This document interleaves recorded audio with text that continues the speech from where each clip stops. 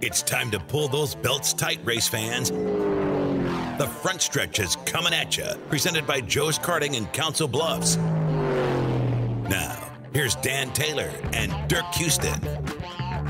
Well, good morning to you, race fans, and welcome to the front stretch, presented by Joe's Karting in Council Bluffs, online at joeskarting.com. Fast-paced white-knuckle racing located just across the river on 23rd Avenue in Council Bluffs. And don't forget, the 10th annual Racing with the Stars is coming up here in a couple of weeks. November 5th is that event, right? November 5th? I do believe that's correct. Yes, November 5th. Next Sunday. Holy crap, that's next Sunday. Excuse my language. That is next Sunday. I can't believe it's November. This is it. We're done with October almost. It seems like these last 2 months have just flown. Yeah. You know, it seems like it was just last weekend we went to Knoxville for the sprint car race. Yeah. November 5th is the Racing with the Stars at Joe's Karting. You're going to be able to race alongside celebrities like Jason Fusselman, Frank Galusha, Josh Bloom, Trent Roth, Ricky Thornton Jr. Yeah, I was going to say, I thought Ricky Thornton on that list. J.J. Rodeman, Travis Hatcher, who is an I-80 Speedway champion, Jordan Krug, who is a Racing with the Stars champion for 2016, so he's got a provisional into this year's race. Must have a $7 annual or $3 a day membership license in order to play. There will be one race between a break between races, so you'll go in, you'll buy your races, and then they'll funnel you in with one race in between to take a little bit of a rest, and then you can get in and out pretty quickly. Must be 14 years or older. All races are 8 laps, $10 plus tax. 3 of those dollars will go to the Holiday Horsepower Drive. They're going to start selling races that day at 10 a.m. They'll start the racing at 11 a.m. There'll be 100 8-lap races, 10 people to a race, 2 celebrities in every race. So that'll be a big day going on down at Joe's Karting. Get on down there November 5th. It's next Sunday, the Holiday Horsepower Drive. And then drive across to the favorite watering hole of Quaker Steak and Lube and fill your gas tank because it's going to be empty after all that racing. Absolutely, and you can enjoy the race next Sunday, November 5th. We'll be at Texas Motor Speedway. It'll be race number 2 of the round of 8. For the NASCAR championship. All right.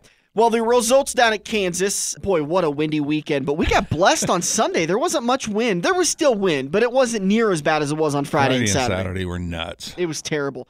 So walking into Sunday, we talked about it last Sunday when we were live on the show. Kyle Busch was 7 points behind the cut line. Matt Kenseth was 8 points behind the cut line.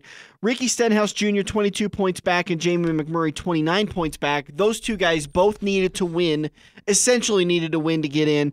Matt Kenseth and Kyle Busch could probably point their way in, and Kyle Busch took it to the woodshed. I mean, he did everything he needed to do except for win the race to move on to the next round. Yeah, well, that untimed, they tried to short pit. I believe he was running second at the time, and he tried to short pit and ended up biting him this time. Yeah, just got caught under when the caution came out. He was still a lap down.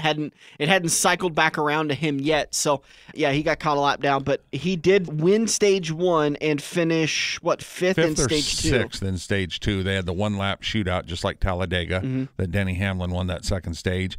And even though he took the waiver on there after that last caution, I believe he started 21st and the last 30 laps got himself up to 10th. Yeah. So it was enough to get him where he needed to be. Now, the guy that was feeling the pressure was Jimmy Johnson because he'd been struggling all day. He'd had a one spin by himself and then had a little bit of damage to the car from that because he got down in the grass. He is lucky that they had all the rain at the track on Saturday night that softened up all that ground so he didn't tear his splitter off or anything like that when he went through the infield there. Yeah. But he had to stay basically on the lead lap and stay in the top 19, or he was going to lose his spot to Kyle Larson, who was off the track with the blown engine, had some terrible luck. Jimmy had to be feeling the pressure and was able to keep it together and stay where he needed to be. You could kind of hear it. The radioactive that came out later that week, if you were listening, if you're at the track and listening through your Racing Electronics radio like I was switching over the 48 team quite often, and you could hear the tension. This has been something that the NASCAR media and fans have noticed for probably the last 5 years. There's definitely more tension between Jimmy Johnson and Chad Knaus than in years past. And if they hadn't continued to have the success over the last couple of years that they have had, if they would be struggling, I think you'd be seeing two guys that would be broken up and trying something new at Hendrick Motorsports. But there seems to be this tension between the two that you didn't see early in those two's career. They didn't have the pressure, Yeah. that they've got now. Now they're expected to be in that Final Four. So the fact, if they're not, And I mean, how much of the conversation have you heard all year long? Well, Jimmy Johnson and Chad can now have 48 team. They're done. I mean, they're not going to make it out of the round of 16. They're probably not going to make it out of the round of 12. Forget about getting to Homestead. Forget about this. This is what this team does. They thrive on the doubters, and they'll pull it out in the end. Well, I know I was down standing behind their pit box when Jimmy had his issues, and I mean, those guys were just like robots. Yeah, everybody knows what they're going to do. They've been in every situation. I mean, there's no situation that NASCAR or a race could throw at them that they haven't been at before. We talked about it Sunday on the show about how a couple of years ago when Jimmy spun coming out of turn 4 and destroyed the front of that car, they pitted like 9 straight times and fixed that car. Almost the same thing happened, except like you said, he got lucky because it rained that night and all of the infield was just a swamp. sheet. Yeah, it was a swamp. I mean, I still got mud on my shoes today from walking through that thing, just tiptoeing through it so I didn't get too muddy. But, I mean, he was lucky that whole front of that car didn't get ripped off. Yeah, and they sat there. They had they obviously flat spotted the tires, and so they were worried about what they were going to do. They were just short into a run on those tires, so they were gluing up a set that they'd already taken off the car, and you saw 4 guys go back. They each took a tire. They passed around the drill with the wire brush, cleaning the lug nut holes, and they were scrubbing them down with brake clean, and then they were, and you had 4 guys doing it. Most teams have a tire guy. Yeah. And normally one tire guy would have been back doing that. But they went back, and there were 4 of them. I think it was both tire changers, one of the tire carriers, and the tire guy, and whipped out this set of tires, glued on the lug nuts in a matter of no time. They don't skip a step. No. They do not skip a step. You don't skip that step where you clean it with the brake cleaner because that could get that one little piece of whatever off the tire. That means that lug nut falls off and you got a post-race penalty. Well, it wasn't going to be a post-race, but it would have been one where they might have had to come back in and pit and go clear to the back again with a car that wasn't handling right. They didn't want to be back there. What a race at Kansas, though. I mean, we had storylines that were popping up left and right. Ryan Blaney qualifying well, going back to the back of the field because of this tray package. Yeah, that, by the way I understood it, a comment from one of the team members. That wasn't on purpose thing. That was something they had been trying, and NASCAR finally caught him. Yeah, and basically the tray package is the rear firewall. So between the rear fender wells, the sheet metal back there that actually has the braces that hold up the back window. You see those metal braces that go up the back of the window. And the supports that go up to them. That's what the issue was. When this tray moved, then the supports become loose and the back window can flex. Back window can move, big aero advantage. So and it turned out it wasn't that big of an aero advantage because he went out there in happy hour. The practice after they caught him, they made him tighten it and they sent him to the back for the qualifying for starting grid. And he went out there and ran the fastest times. I mean, he was hot fast on happy hour. Yeah, he moved his way through the field nicely. Ryan Blaney did end up finishing 4th in Stage 1 and 8th in Stage 2, so he did pick up some stage points, some extra points that helped him move into the next round, but no bonus playoff points. Rough day for Kyle Larson. I mean, he looked like he was cruising along. We talked about it. He had a 29-point advantage going into Sunday. All you have to do is just survive Kansas. You just have to go around there and run race. You don't have to be competitive. You could finish in the top 15. You could finish in the top 20. He was going to be fine, and out of nowhere, he loses an engine. And I don't think he's lost an engine in 2 years that I can recall. They said on the race broadcast that was the very first engine he's lost in the Monster Energy Cup Series, at least racing for Chip Ganassi Racing. So that was an odd thing to have happen. And, I mean, you feel bad for the guy, and you want to lash out in anger and say, what happened? This is unacceptable. It just happens. This stuff happens. I mean, coming up here in Turn 2, we're going to talk to Josh Richards about losing a tire along the backstretch and losing a championship, and the millions of things that go wrong that you can look at it and go, that's not really anybody's fault. That's just the nature of the sport. Things happen. Things go wrong. Things break. We push these limits so much. And I was really impressed that I heard as soon as he came over the radio and said, engine's laying down, it's in oil management mode or something like that. It's a safety mode that the engine goes into when it senses that the oil is low. And so it doesn't push as many RPMs out. It doesn't push as much horsepower out. Hendrick Motorsports engineers ran down to the 42 team and started problem shooting with these guys. That's not a Hendrick Motorsports engine department. That's a Chip Ganassi engine department.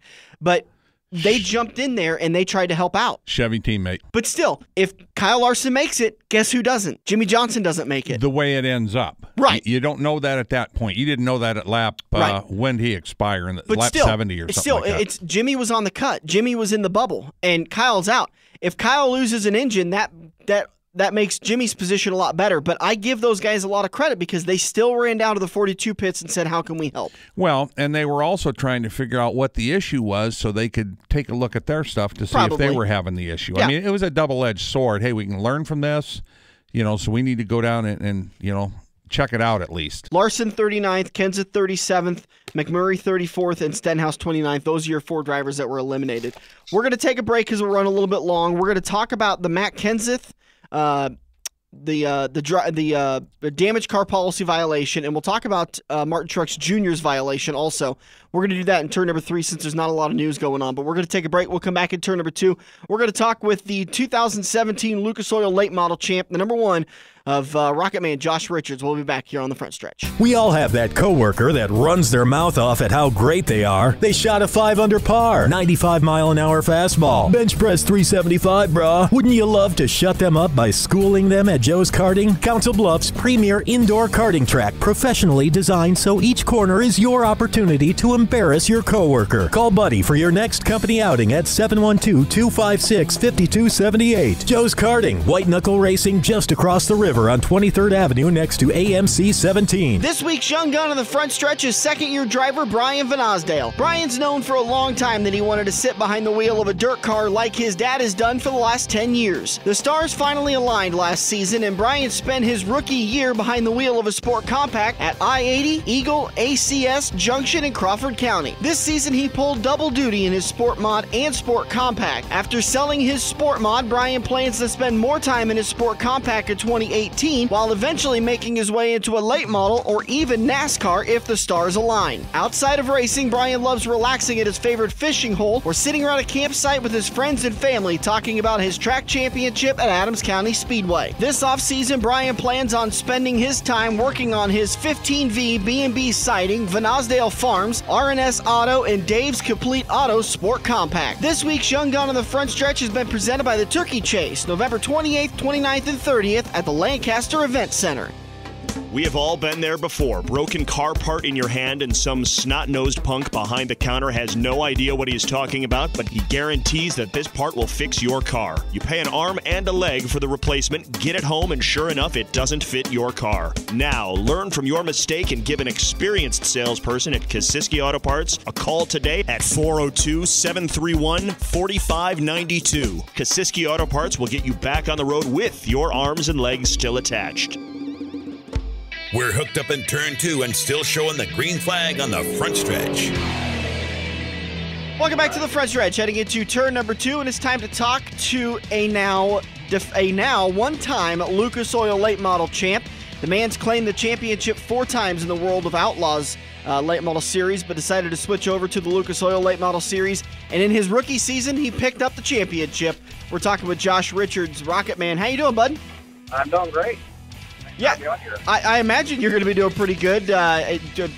Decided to come over and race the Lucas Oil Late Models and go ahead and win the championship the first year you ran full time. Yeah, that was I didn't expect to have all that happen. The first time. The beginning of the year, I made a difficult decision to switch teams, and we had so many things that were different team, different people, different series, going to a lot of tracks that I'd never been to with different tire rolls. To think that I would have been happy, if we could have finished in the top 3 in points, I would have felt pretty ecstatic. But to come out, with the championship's pretty unreal. I think it's starting to, set in a little bit, but I still don't think it's quite hit me yet. So a lot of Bloomer fans out there. I know it's only been a couple days. You got any death threats yet? No, not at all. Not at all. They're avid fans, but they've got to be kind of pretty admirable to what you've been able to accomplish this year. Oh, yeah, without a doubt. The fans have been fantastic, and And I've got to meet a lot of new people this year just for the fact that we've gone to a lot of, like I said, a lot of tracks that I've never been to. So it's cool to meet a lot of new people and a lot of new fans, and that's been great. Talk to me about the season. So you started off and you kind of had a goal of finishing in the top 3 for the points. But early on in the season, you were clearly a contender, and you've shown that you're not a fluke driver. You've won 4 World of Outlaw championships. You've been there, a factor for a lot of these big races several times. At what point in the season did it kind of start to sink in that, okay, I think top 3 is very doable. I maybe actually will be able to win this thing. Yeah, I think that, I don't know that, I don't know if that ever settled in, even when we had the points lead, in the middle of July. I don't think it really settled in then, because I think you're just so focused on what you need to do. And we had, we ran really well at a lot of tracks, and then we went to some tracks and we really struggled. There were some other guys that, Scott and Timmy both, struggled as well, which put us in contention. Because I guess doing points deals for so long that you know that if you have too many bad nights, it just, you can't have too many of those and still be in contention. But the way the point format is, and with so many variables this year, it tossed it up and made it exciting. So, I don't know if it really settled in until even at the end, even going into Portsmouth, I was like, well, Timmy's been great. We're just going to go out and race hard. And I still, even going out for the feature, even though we were starting up front, I still was just like, just go out here and race, and whatever happens, happens. But to come down the way that it did, like I said, I don't know if it's really quite settled in, even till today. It's just it's been unreal. I got to imagine winning 4 championships of the World of Outlaws kind of taught you how to handle the pressures of going into that final race with it all on the line. Yeah, without a doubt, that certainly helped. I think 7 times I've been in a tight points battle. I look back all the way to 2008 when I finished second in points to Lanigan. I actually went into the weekend 4th in points, and we were in a tight battle. With 2 other guys going into the weekend, Clanton and I think maybe Francis going into the weekend, and I was 20 back then. And I know we couldn't win the championship, but we had a goal in mind where we could we can finish 4th and we can finish 2nd. We came out, we finished 2nd that year. And then the next few years after that, when we had tight points battles and won the next few championships, and then lost one to Eckert in 2011 on the last lap, got a flat tire coming down the back straightaway, and that was all the way down to the last 1/8 of a mile, losing or winning that championship, and it went the other way. But so I've definitely been in that position before. So it made it a lot easier to just go out and focus on what you need to do and, kind of handle your nerves a little bit better. That calm before the storm, the sitting there in the afternoon of the championship day, it's 2:00 in the afternoon. There's probably not much to do other than sit and think about what's going to happen. How do you not sink into your head and overthink things? I don't know. I think that I just try to, or sometimes you try to overthink things, but I just really try to keep it simple and just try to treat each day like in any other day. Because that's what has put us in position to begin with, is just going in and racing each event, even if you're just focused on qualifying for a race in March. That's still, it's I guess to be in that position, it's all an accumulation of everything you've done all year. So I think that makes it easier. You just focus on each individual deal. But when it comes time to race, and I was really fine at the beginning of the race, but we got to about around lap 80, and we were in the lead. We got on lap traffic, and I was like, well, do I follow the lap cars or do I go above them? And I moved up, and I was like, well, I got to try to do something. And then when I moved up, I could hear Scott up underneath of me. And luckily, the caution had just come back out, so we caught a break right there. But towards the end of that race, it was starting to settle in pretty hard.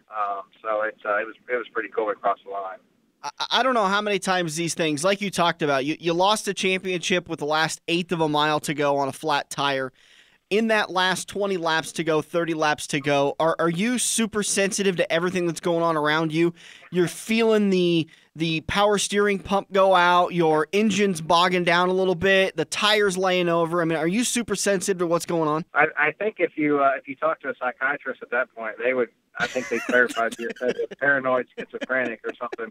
You'd have some major problems. Because your senses are over heightened and you are feeling everything. You're feeling, especially after getting the flat tire on the one and losing it. You're thinking your tires are already wearing, so you're thinking, wow, what's going on here? I really thought, the car we had fallen off so much and we lost so much grip. But, when I watched the video, I was like, wow, we were really good. But, everyone else did too. So in my mind, I'm like, man, we're just barely holding on here. And you feel everything, like you're not going to make it, So without a doubt, you feel everything at the end. Well, I can imagine it's probably quite a bit different, though, if you're actually racing. If you've got somebody and you're hearing him next to you every corner, every time you go in, he's driving a little deeper, so you hear him a little more, rather than having if you've got a quarter or half a straightaway lead, that's when you hear everything. Oh, without a doubt, because you have time to think, and actually, you're trying to stay smooth. So yeah, without a doubt. What was at any point, we talked about when you thought maybe you were going to have this locked up. Did you start to get stressed at any point that it was going to be given away to somebody else? Not really. I was, Timmy and Scott. I mean, everyone with the Lucas series has been so fun to race with, and there've been, I have so much respect for each and every one of them. And I guess there could have been 4 scenarios. We could have won the race or the championship or both or neither. So we had, I guess going into Portsmouth. So I think that at the end, when I looked up at the scoreboard and I saw that, I knew 39 was in the top 5, and I looked up and he wasn't in the top 5, I knew we had clinched the title. So it was like overwhelming. And then about 10 or 15 seconds later, I'm like, wow, we just won the biggest race of my career. Like that was, so I guess to come down that dramatic, it's definitely way more stressful, but it also makes it that much more special. I haven't, we've been fortunate to win so much that I guess you just kind of, it's not that you get used to it, but it's you're like, well, we did our job and that's what we needed to do, and you're happy and you're excited for the team. But this one certainly felt a lot like the first one, and it was pretty emotional. So now you're going to take a little time off now that you won a big race. You got a championship in your pocket.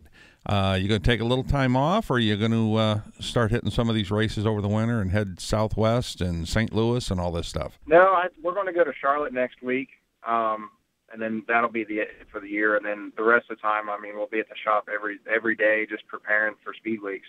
It seems like it gets earlier and earlier every year, and it's just, I truly have no desire to race in December or January, just for the fact that that's the precious little time that we have as, normal, people that were, I'm still at the shop every day working and preparing, but it's a good change of pace, and it kind of gives you some time to relax and spend some time with friends and family who you don't see ever throughout the summer. So I enjoy that change of pace.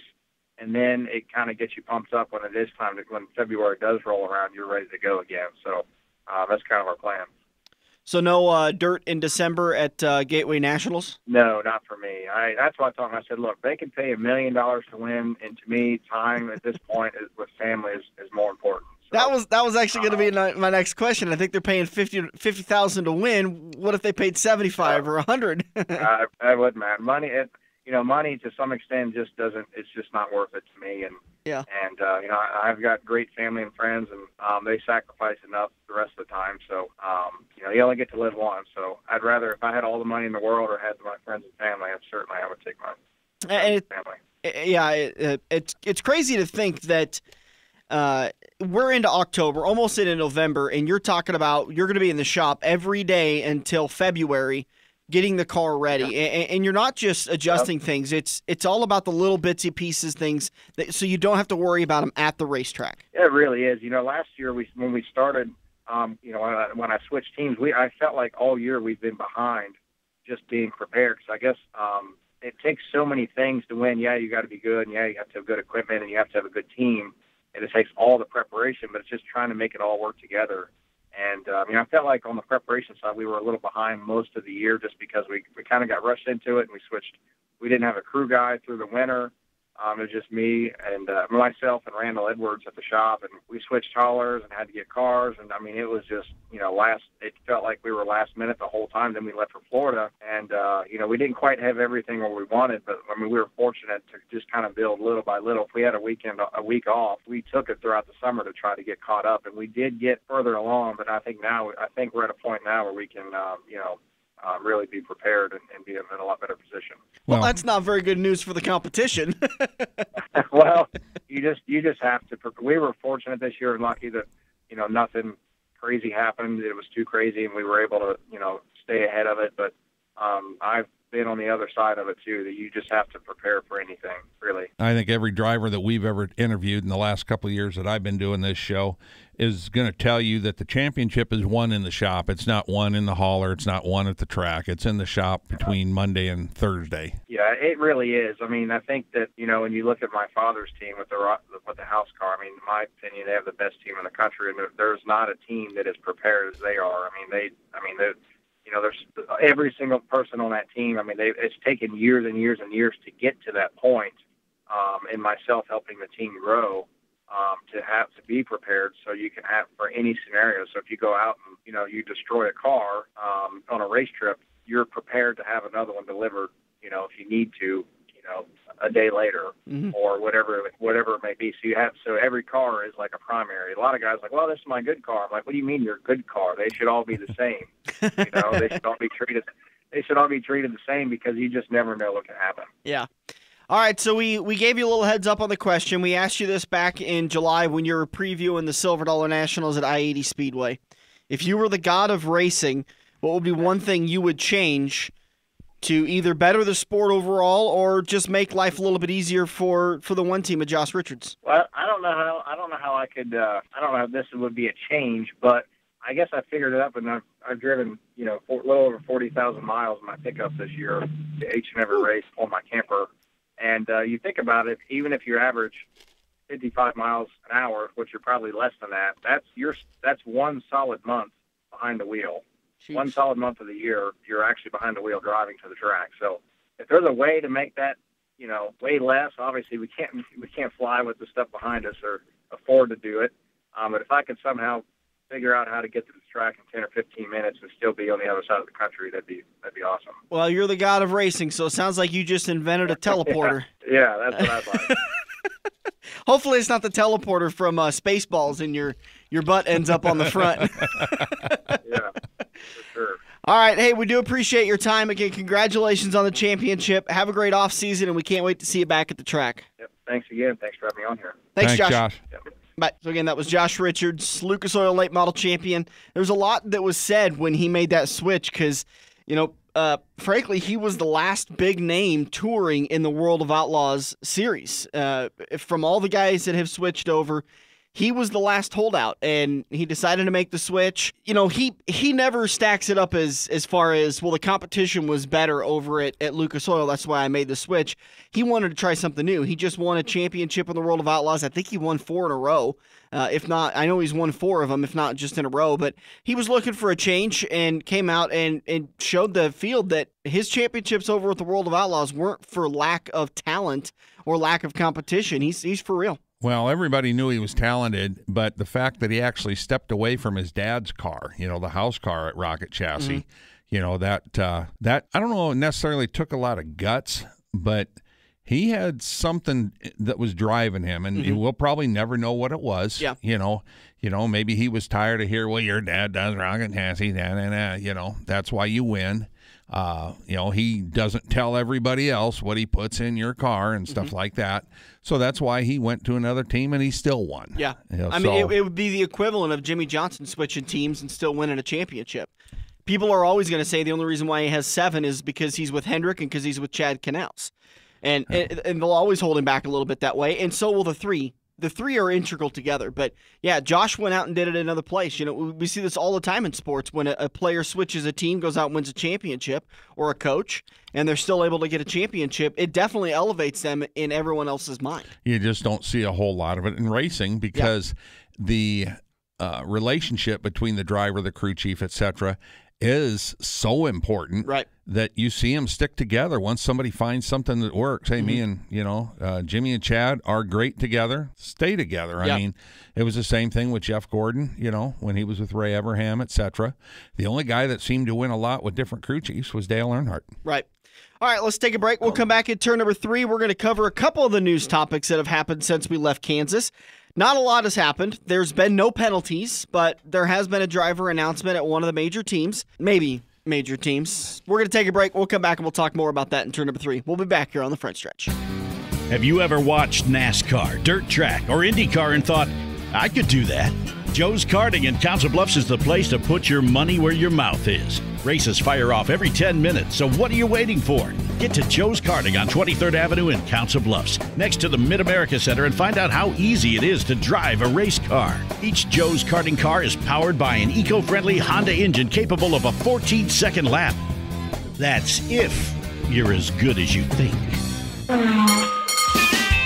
If you love wings, if you love rings, and all kinds of other tempting things, great times, great food, get to Quaker Steak and Lube. Quaker Steak and Lube is the official watering hole for the front stretch and the best place to catch all the NASCAR action today. Open at 11 a.m. with delivery available to Council Bluffs.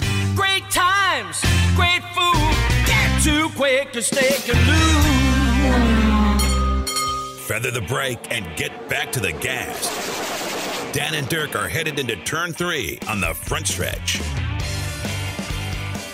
Welcome back to the front stretch, heading into turn number 3, and it's time to talk a couple of news and notes. But before we get to that, let's wrap up some of our conversation from turn 1. A couple of the big news points that came out because they affected Chase drivers. The first one was the restart violation that Martin Truex Jr. had. And I had to chuckle because I thought NBC did a fantastic job covering this whole news story while the race was still going on. But how many times have we seen at the local dirt tracks, the regional touring series, or even at NASCAR, during the drivers' meeting, the officials bring up a certain point, and then we have an issue with it that night at the track? It's almost a weekly. It's almost like weekly they had problem. a heads up that teams were pushing the envelope or teams wanted clarification or something like that, and so it was brought up. And this is exactly what happened with Martin Truex Jr. So to my understanding, the way this worked, a couple of teams had gone to NASCAR after Talladega and said, hey, we've seen guys do this during the restarts, and we'd like some clarification on the rule, if you could, please. So NASCAR came into the drivers' meeting at Kansas, and they're given their regular rundown. They talk to you about where to enter the pit road, where to exit pit road, how to exit, where to look for caution cars entering it. They go through the whole thing, everything. They cover everything. And one of the things they covered was the restart rules. And I don't have the exact rules in front of me, but I'll give you the basic gist of it. The leader sets, the front two cars set the line for the cars behind them. The leader is the command car, and they go in the restart box. And drivers, are not allowed to leave the established lane until after the start-finish line. Basically, what NASCAR doesn't want to have happen is what we see at a sprint car race all the time. These guys coming through 3 and 4, they anticipate the start, they fan out, and then they get a good run going to the start-finish line. They don't beat anybody at the start-finish line or the restart cone, but they get that momentum. They're 5 wide at the start-finish line. They don't want that happening, so they tell them you got to stay in line. And where Martin Truex Jr. got in trouble was that when they threw the green flag and he comes out of the restart zone coming to the start line, he dips below that white line. Which is the standard groove at the track, but they were told, do not go below the white line before the start-finish line. It's because drivers had specifically asked NASCAR because they knew that was an area that drivers will duck down on to kind of cut the track a little bit shorter and to pick up a little bit of momentum coming out of 4. They'll do that. And so drivers wanted clarification on, is that a rules violation or is it permissible? And it turns out it's not. And they specifically brought it up in the drivers' meeting. It is a rules violation. Correct. Right. It's not permissible. Thank you. Yeah, well, you gave one answer for 2 questions. Words are tough. Words are tough for me sometimes. Now, where the big question came out after they black flagged Martin Truex Jr. for breaking this was, what about Kevin Harvick? Kevin followed him through the past the line. And NASCAR's interpretation of the rule is that the leader sets the line and the cars behind them must follow the leader. And so Kevin was just following one aspect of the rule, which is that he must follow the leader who establishes the line. And so Kevin wasn't penalized. That's exactly correct. And there's been some uproar about this whole rule and how they're trying to stop Martin Truex. It's kind of funny. 2 weeks ago, they were helping Martin Truex Jr. win it. Now, after Kansas, they're trying to hurt Martin Truex Jr. from winning it. Yeah, I mean, it's everybody's conspiracy theory. Pick a black helicopter to go with, guys. But anyways, that's the whole gist of that whole thing. I mean, it's to the, and it just, I get such a kick out of the fact that they covered it in the pre-race, the drivers meeting. This is why drivers are required to go to this meeting. Martin Truex Jr. and Cole Pearn were there, and they apparently weren't paying attention. Well, and they didn't argue a whole lot. Yeah. And it's we're not talking like Martin wasn't paying attention. Maybe he was throwing spitballs at somebody or whatever. They go through these things every weekend. Things get missed. I mean, we've all been in class. We've missed the teacher talking about something, and that's basically what happened. And it was a mistake, and it ended up not really hurting him at all because he ends up rip-roaring through the field, gets a loose wheel, rip-roaring back through the field, takes a commanding lead, and just takes everybody out to the woodshed for the last 40 laps and wins the race. Like he's done 5 other times this year. Getting tiring. Let's talk about Matt Kenseth, though, because this was an even worse situation because of one teeny tiny mistake on a crew member's part. Matt Kenseth is out of a championship hopes, and we could have seen the final time Matt Kenseth had a shot at winning a championship because we don't know what he's doing in 2018 yet. He doesn't sound like he knows what he's doing in 2018 yet. It sounds like he may not be driving for anybody in 2018. Yeah, but he doesn't sound worried about it. Right. So the caution comes out because of this big wreck on the backstretch, right? Matt's got some damage to his car. Comes down pit road, and since he is involved in the accident, he is put on the 5-minute clock. Anybody that is not involved in the accident but comes down pit road is not on the 5-minute clock. And let me back up even farther because I think the genesis of this rule is what's really important to understanding why it's there, which is ever so important. In the off season, teams went to NASCAR and said, to my understanding, we want some sort of a damaged car policy because we're sick and tired of these guys going out there with cars that are all torn to heck, parts that are falling off. 20 pounds of Durabond coming off on the track. And they're able to maintain minimum race speeds, but they're throwing debris everywhere, and we're having all these debris cautions. So NASCAR came out and said, okay, well, here's our answer. 5-minute clock. If you can't fix your car in 5 minutes, then you don't need to be crash damage. Right. Then you don't need to be out there on the track. So to put a little more teeth to this, because there could be an advantage if that's all the rule was. If you can't fix your car in 5 minutes, you're done for the day after crash damage.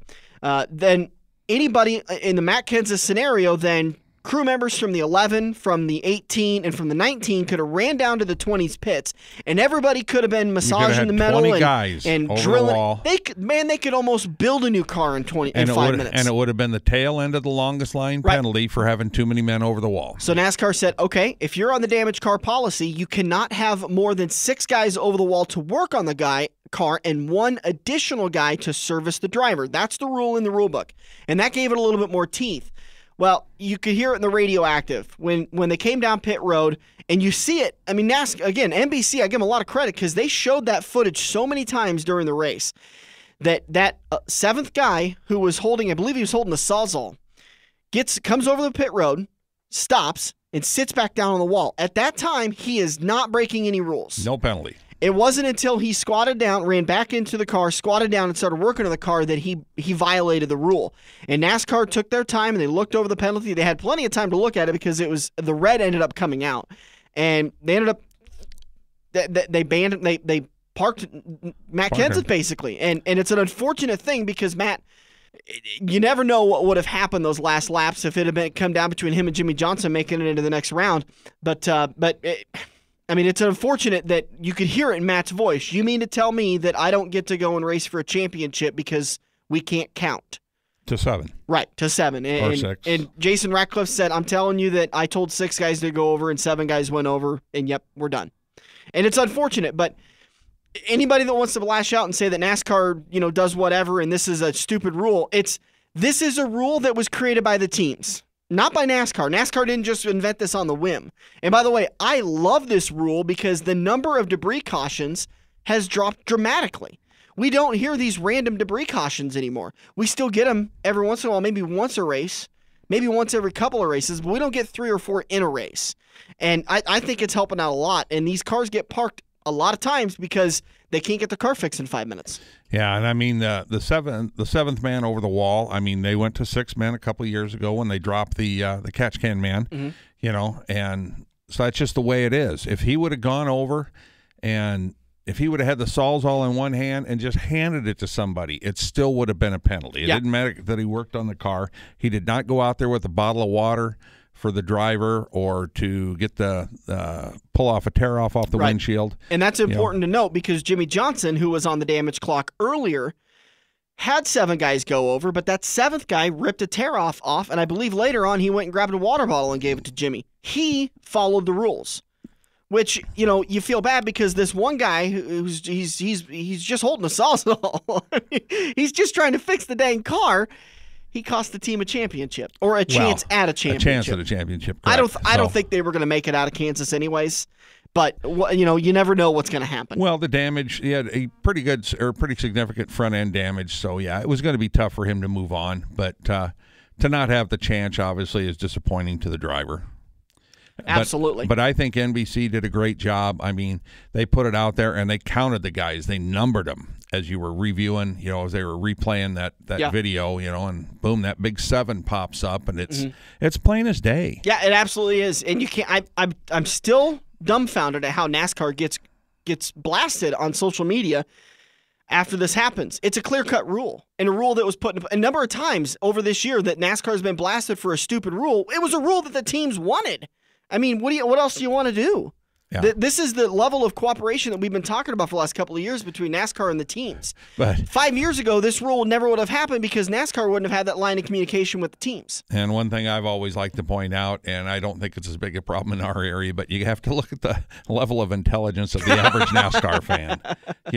I'm going to expand that a little bit, and I'm going to say the average fan because they're fanatics of their sport. Logic and rationality doesn't factor into their line of thinking. Yeah, and there's a very good chance when they make their comments on Facebook that's induced by enjoying Kevin Harvick's sponsor or something like that. By the way, is Kevin's being sponsored by Bush NA this weekend, which I don't understand the point. What I don't get it. Why would it tastes good with pizza? That part I can tell you. It doesn't taste good.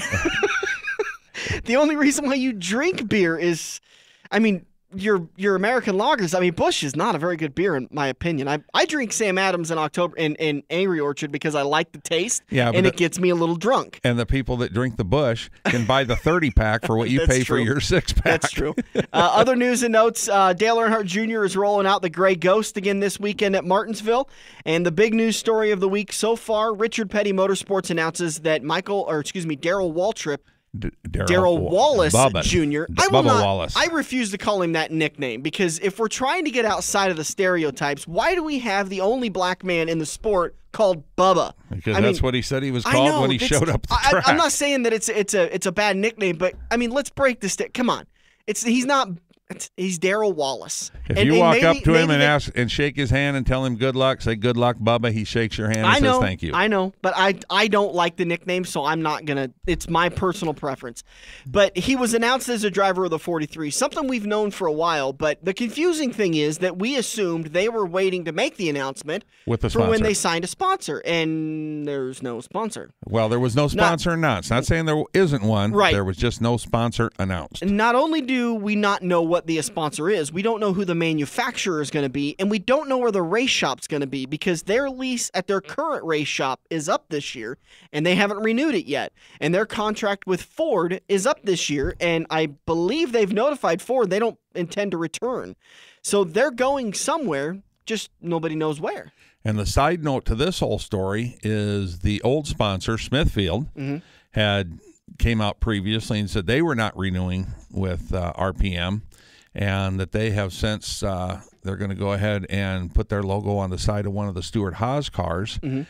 But now their driver is officially free to come join Stewart-Haas, whether that'll happen or not, but we're talking about Eric Almirola. Yep. Smithfield likes that young man, and any car team that has a driver with a sponsor in their pocket, which this might have a sponsor with a driver in their pocket, as Derek Cope told us last week. We're looking to get a driver, but, it'll be nice if we can get a driver that brings some funding. Right. And so it sounds like Eric Almirola is headed to Stewart-Haas Racing for 2018. They typically it's going to be quiet for a while. NASCAR doesn't like big announcements happening during the playoffs. They want the conversation about the elimination teams. About them. It's no coincidence. It's no fluke that this announcement came on the beginning of a round. These kinds of announcements don't typically happen at the end of a round because NASCAR, the sanctioning body, wants the conversation to be around the 4 drivers that could get eliminated and the next set of drivers that are going to move on. They don't want us diverting our attention to silly season news. So this is kind of one of those things where you control the news story, as politicians often talk about. But I think Carl Edwards is going to come out from his non-retirement, and he's going to be in that 10 car, and he's going to be eating a lot of bacon and a lot of seasoned hams. That's right up his alley. Oh, that's it. I love it. We had a great conversation with, and by the way, our winners from Kansas. What a great experience they had with the number 19 team of Joe Gibbs Racing. And we got an opportunity to talk with the PR director of who was Carl Edwards' PR director, his marketing guy. We had a nice long conversation with Randy and kind of establishing a relationship and getting things rolling for the future. And kind of hopefully we can do more stuff like that. But I have to disagree with you. I don't think he's coming back. Yeah, well, Randy doesn't seem to think so. He says especially in a full-time basis, you might see him dabble here and dabble there. And obviously, he doesn't need the money. Yeah. And he's had a few injuries. We talked about his broken thumb at I-80 Speedway with Randy and how, the proverbial stuff hit the fan back at the race shop on that one. For the NASCAR thing, I think what's really the icing on it for me that really seals the deal is that the fact that his wife is a neurologist and Correct. She can explain to him on a very personal, patient basis, this is what's going to happen to you the next time you hit the wall in a grazing blanch. And is it worth it? You don't need any more money. You've got kids that you want to be around with for the next 40, 50 years. You want to have a coherent career after this. There's you want to know your to kids' gain. names when they graduate high school. And what she probably explained to Carl is that there's nothing left to gain. And I think as soon as Carl left Joe Gibbs Racing, that he didn't have anything to gain. He now has everything that it's his chances of winning a championship have shrunk to fractions because he's been out of a car for a year. This landscape has changed. The manufacturer, their advantages have changed. The rides have sealed up. I mean, everything has changed. He was in the prime location to win a championship if he'd have stayed there this year. But we don't know what was, we don't know what was happening behind the scenes of the 19. So, I mean, I just don't see him coming back and really having a chance at winning a championship. And I think winning a championship would be the only thing he would have left to do to cement his NASCAR career. And I think that his wife has explained to him that it's not worth the minimal chance you have of actually winning a championship. Well, it would have to be the right deal, the right amount of money. And we're seeing that there's just not the economics out there for the right amount of money. Well, correct. But I still think for him to be enticed to come out even for 1 year, 2 years, 3 years, he's got the talent. Him sitting out a year isn't going to change his skill level at all, And I think what I mean by his minimal chance, it's less to do with the talent and the quality of the luck. I mean, look at Kyle Larson this weekend at Kansas. That was nothing but a bad luck situation. He should be in the round of 8. He should be moving on to Homestead in 3 races from now. But instead, we're talking about him being the odd man out and just being eliminated because of a bad engine. I'd love to find out what that minimal part was. It probably didn't cost more than $200 million. Yeah. And if they'd have only spent $200 million on that little bitty part, he'd have been, I'm just kidding. Yeah, if they'd have gone to just O'Reilly and picked it up instead of, going to the manufacturer. But so that's kind of what I'm talking about. So much of winning a championship comes down to luck. Can you make it through that wreck at the super speedways? Can you navigate your way through that one thing? Does NASCAR catch this one little thing that you guys are trying? The millions of things that holds people out of a championship, and it's in this sport, NASCAR, dirt track racing, whatever. There is so much luck that goes into winning championships. Well, I guarantee you, when that green flag dropped on Sunday, the last thing that ever would have gone through his mind was blowing up an engine. Absolutely, I agree. Completely agree. That's going to do it for us. That's turn 3. We'll come back in turn number 4. We'll wrap this baby up here on the front stretch. This is Andrew from Kaziski Auto Parts. Kaziski Auto Parts is an insurance-quality used parts supplier that can match your foreign or domestic car or truck needs. If you have a damaged or broke-down car or truck, we guarantee a clean and quality part in next-day fashion. Kaziski Auto Parts, your neighborhood premium recycled parts supplier. Call any Kaziski Auto Parts salesman today by dialing 402-731-4592 or visit us at 5040 I Street in Omaha. Kaziski Auto Parts. Our quality used parts will match your car or truck's needs. Fall has arrived, and so have the cold temperatures, but that doesn't mean you have to stay home. Get into Joe's Karting today and enjoy the Metro's largest fully heated indoor karting track. Get your friends together for a white-knuckle experience you can only find at Joe's Karting in Council Bluffs. Hours of operation, discounts, and lap times can be found online at joeskarting.com. That's karting with a K. Get to Joe's Karting today and discover Council Bluffs' best-kept secret, 23rd Avenue next to Mid-America Center. It's checkers or wreckers as we enter turn 4 on the front stretch, presented by Joe's Karting in Council Bluffs. Welcome back to it. Just about ready to wrap this baby up. Heading into turn number 4, brought to you by Quaker Steak and Lube, the official watering hole of the front stretch. Today's race, the Goodies Relief 500 at Martinsville. Coverage is on NBCSN and MRN. It's scheduled to start at 11:30 with the race being at about noon. But looking at the weather forecast when we recorded on Thursday, could get a little bit wet at Martinsville, and we could see the very first NASCAR night race at Martinsville. Depending on when the rain lifts, they're able to get the track cleared out. But all picks as of the time of this recording were due by noon on Sunday, so don't be late with that. And if you want to go watch the race, go over to Quaker Steak and Lube and enjoy every single lap. Correct. It's the first round in the round of 8, and so you've got your usual suspects, minus Kyle Larson now, that are going to try and move on. And Kyle would be the first to tell you that this wasn't the best track for him. Yeah. So the odds of him winning this race were going to be slim. But obviously Kyle Busch is very good here. Martin Truex is pretty good here. Denny Hamlin is very good here. Jimmy Johnson is very good here. I mean, and this is an exciting track because it's where the chrome horn gets really polished. And if they'll give you a lap, maybe 2. If you don't move, they're moving you. And I don't know if they're putting any of the sticky juice down for this weekend. I haven't seen or heard. Yeah, I haven't heard that either. Make sure to check out our Facebook page. We'll post it there if so, because we're recording on Thursday night, so we're a couple of days behind. And I know Earnhardt, I believe this was where his last win was. I believe he won Martinsville and got a grandfather clock in 14. And I think he is really going to put forth an effort because, I mean, he thought Talladega would be his last shot to win, but I honestly think this is a shot to win. He's coming out with the Gray Ghost, the Buddy Baker tribute car, which is a real neat paint scheme for him. It's going to be a good race. Obviously, the guy that wins this one's the first guy to punch his ticket for Homestead. And it's going to be even better if there is rain on the horizon. Oh, yeah. Because these guys are going to be up on the wheel every single lap. They won't wait a lap. They won't wait a corner. They'll move you as soon as they get to you because they got to pick up every single point they can. Oh, and we talked about the fact that you're going to see some guys in Kansas that jumped out of the norm and got on different pit schedules, and that's what you're going to see here. It helped Kyle Busch early when he did it, but it killed him late, so you don't know what's going to happen at this race because they can run 100 laps here on a stop real easy. But and that'll go by in about 15 minutes. But tires are a whole nother story, so it's going to be an interesting race. Kevin Harvick can be good here. Clint Boyer's one here, I think. So you've got other guys that aren't in the chase field. So it's going to be an exciting weekend. I know Brad Keselowski's looking forward to it. He's considering this a must-win situation.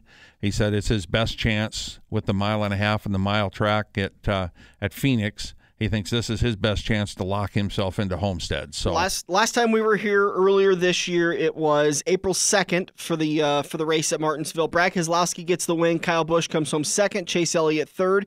Joey Logano fourth. Austin Dillon fifth. AJ Allmendinger, Clint Boyer, Ryan Newman, Matt Kenseth, and Ricky Stenhouse Jr. round out your top 10. Tough days for, let me try to find a bad day for a chase driver. Denny Hamlin finished 30th.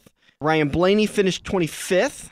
Harvick finished 20th. Truex Jr. finished 16th after winning stage 1. So that's pretty much Johnson 15th. That's pretty much your top your playoff contenders as they go into today's race. Hey, where are we sitting on our Quaker Steak contest? Haven't seen anything on the 5 week after 2 weeks. You didn't get the email last night? I'm not in that contest. Oh, yeah. I'll have to add you to that email list. There is this is actually kind of a weird one when I was typing it up on Wednesday night. There is a clear-cut leader going into today's race, but it's a 3-point advantage. Only, I believe, 7 points separate the top 14, so it is a very, very tight battle. But yeah, it's a close one as it goes. Top 19 are all separated by about 20 points. It is starting to shake out a lot more than I'd expected it to in only 2 weeks. Well, it's just the second week you could go so many places at Kansas Speedway. Yeah. I mean, you could take Truex, you could take Harvick, you could have taken Kyle Busch, you could have taken You had to have guts to take Ryan Blaney with him having to go to the back. But there was, so much stuff going on in Kansas. There were a lot of people you could pick. Absolutely, but it was very centered around a couple of drivers. I'm trying to remember it because I did both the season long and the 5-week contest. But the season long contest was much more spread out, where the top 3 picks for the 5-week contest all centered around Truex, Kyle Busch, and Harvick.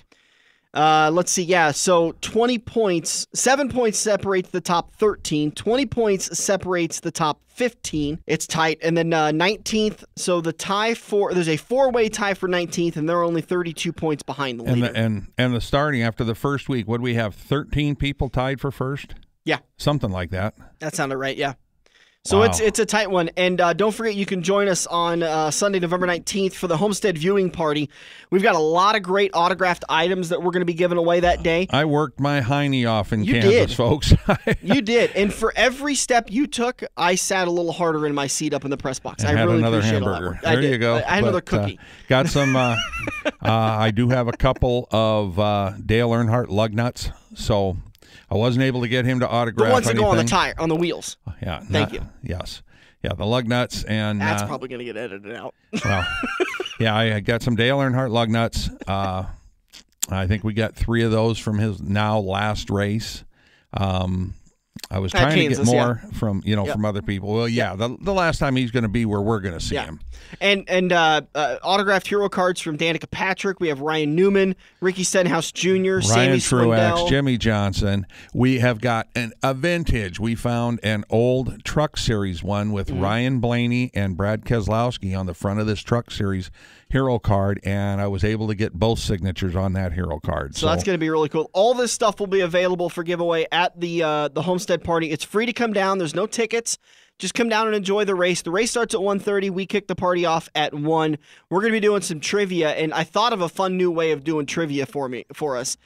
It's getting somebody else to do it. Find a company. It's simply true or false, and we'll list off a list of stats. So, like, for instance, true or false, Matt Kenseth drives the number 19 Eris Chevy. True or false? False. Right, because he doesn't drive a Chevy and he doesn't drive the 19. Now, is that the answer you had written down, though? No. That's okay. No. And by the way, but I will review all those. I will send those for review. Thanks again to Rick Havenridge, as always, and with Welt Partners for doing our contest. And thanks to Joe Gibbs Racing with Matt Tift. Amy over there did a great job. And Kansas Speedway, everybody for helping us out with our Crewman for a Day contest. We'll do it again next weekend. We'll recap the action at Martinsville. We'll talk about who punched their ticket onto the next round. Maybe the winner isn't going to be able to punch their ticket because they're already out of the playoffs. We'll talk about the drivers that are already on the bubble with 2 races to go as we head to Texas and then on to Phoenix. Plus, we'll sit down. We'll get you a couple of interviews scared up as we work on all that stuff for next weekend's show. Make sure you like us on Facebook. Make sure you follow us on YouTube and subscribe to our Stitcher channel so you can get updated videos as we get them posted each Sunday. For Dirk Houston, I'm Dan Taylor. This has been The Front Stretch, presented by Joe's Karting on AM 590, Omaha's ESPN Radio. The official watering hole of The Front Stretch has you covered any day of the week with the best wings, great burgers, and amazing steaks. Each weekday from 4 to 6 is happy hour, featuring $1 off draft and well drinks plus $4 Luberitas. Mondays are kids' night. Tuesdays are all-you-can-eat wings for $12.95, and the lube even delivers to the Council Bluffs area. Like Quaker Steak and Lube Council Bluffs on Facebook for a full list of weekly events. Get to Quaker Steak and Lube. Mid-America Drive, Council Bluffs. Any driver will tell you that the key to winning a race is preventive maintenance. Pat at Eccles Heating and Air can make sure your wallet is on the winning side with a preventive care package. Pat will look over your existing unit and make recommendations to make sure you're toasty warm this winter. Drivers trust Pat at the racetrack with their safety, so you know you can trust him with your home heating. Call Pat today at 402-331-1755 and schedule your heater checkup. Eccles Heating and Air. This has been the Front Stretch Radio Show, presented by Joe's Karting in Council Bluffs. To contact Dan or Dirk, find them on Facebook at The Front Stretch or email them at frontstretch590@gmail.com. If you missed any part of today's show or want to hear a previous show, subscribe to the Joe's Karting YouTube page where you can find almost every Front Stretch show.